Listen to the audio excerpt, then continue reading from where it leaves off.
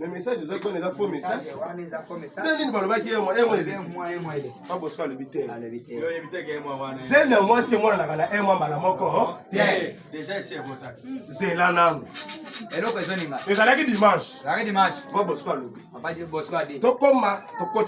Arrivé à la maison. Un vendredi.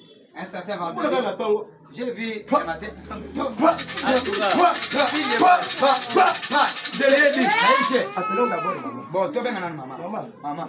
Maman me dit, maman, mon fils, Dieu vous a béni. Amen. Alléluia.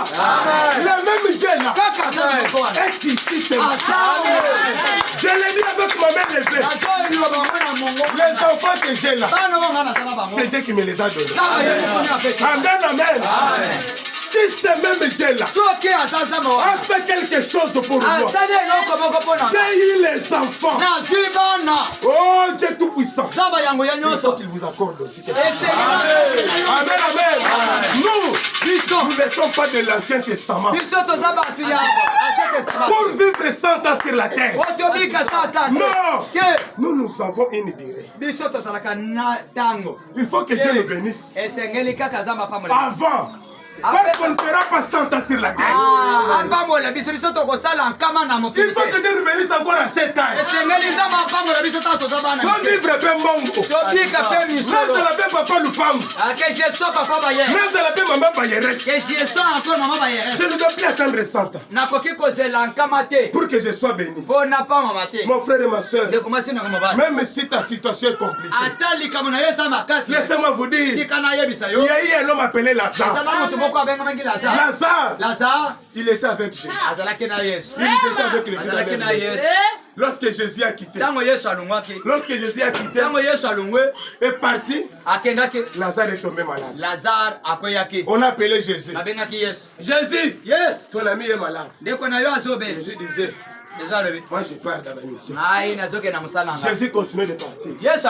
On l'a appelé le deuxième jour. Ton ami est malade. Jésus continuait de partir. Jusqu'à ce que Lazare est mort. Alléluia.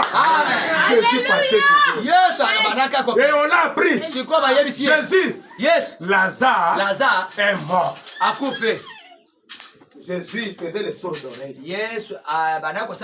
Premier jour, Lazare dans la tombe. Deuxième jour, Lazare dans la tombe. Quand on apprend que Jésus, Lazare est dans la tombe, Jésus disait à ses disciples, continuons le chemin. Amen, amen. Dieu attend. Des fois pour que la situation devienne compliquée. Alléluia. Pour qu'il manifeste sa gloire. Dieu attend des fois. De bâtiment là-bas, c'est caillou mingi. Pas c'est caillou bachola yo. Amen, amen. Quatrième jour. Jésus dit maintenant je retourne. Amen, amen. Lorsqu'il est venu, il s'est posé sur la tombe de Lazare. Sa sœur lui dit, Jésus, si tu étais là, ton frère ne pouvait pas mourir. Mais je crois que tu es la résurrection et la vie. Mon frère et ma soeur, Jésus est la résurrection et la vie. Amen, amen. Même si ta situation est pourrie, Jésus est capable. Jésus est capable de faire quelque chose. Quand Jésus est arrivé, comme un homme dans la chair comme la mienne, Jésus a pleuré. Jésus a pleuré la salle.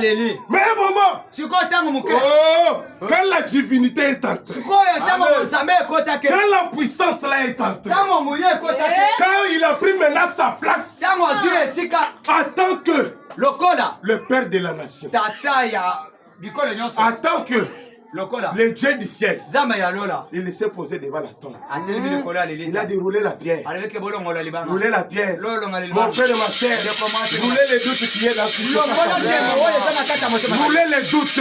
Longola teme sana kata. Ne me regarde pas moi. Otala ngai te. Moi je suis Blaise. Ngai naza Blaise. Koni. Ah koni. Je peux te dire un mot. Ngai na koko yebiso Et yelo. ce mot-là ne peut pas arriver. Mais eloko ne koko ya. Mais il y a un homme. Mais sana moto. D'où je parle Oyo maintenant. ngana zolo basikoyo. Amen, amen. Amen. Je n'ai pas le temps de lire. Nazana tango ya kotanga le Frère Branham me dit, un chrétien n'échoue jamais. Amen, amen. Amen. Il dit rouler la pierre, Bolongo la libanga. rouler les doutes. Bolongo la teme. Prenez toutes les doutes. Bolongo la teme nyonso. Tous les doutes, jetez ça dehors. Bobwaka ya mo libanda. Il s'est posé maintenant devant. Suba atelemi na. Il dit, Lazare, Alevi Lazare. sors. Dima. Amen, amen. Il a cité seulement un seul nom. S'il disait sortez, tous les morts allaient ressusciter. Ce matin, je veux que Dieu t'appelle par ton nom. Amen.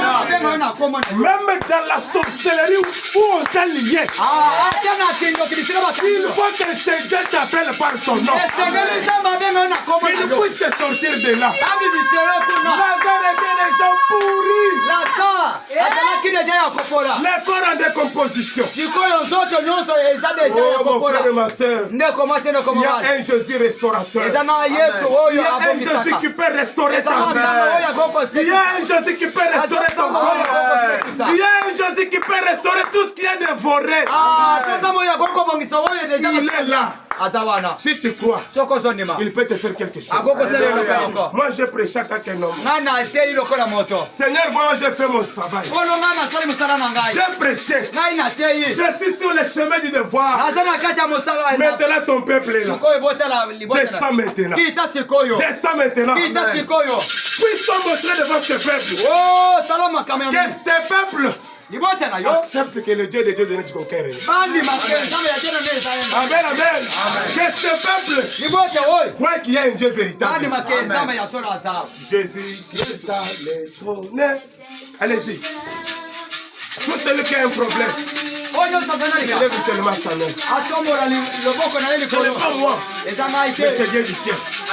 Même si tu as une maladie, écoutez, Dieu m'a dit ceci. Même si on amenait un cas de maladie, on s'est promené avec dans des hôpitaux, et que cela n'est pas changé. Et que ce homme-là arrive chez toi, et que tu pries, Dieu va agir. Amen, amen. Moi je suis là, je vais agir. Ce n'est pas moi, c'est Dieu qui va agir. Tout celui qui a un problème, pendant que l'autre sert ça, mettez-vous à l'unité. Et les vases, entrez maintenant dans l'atmosphère. Entrez dans l'atmosphère. Nous voulons maintenant que Dieu fasse quelque chose. Comme bon ainsi, la Bible,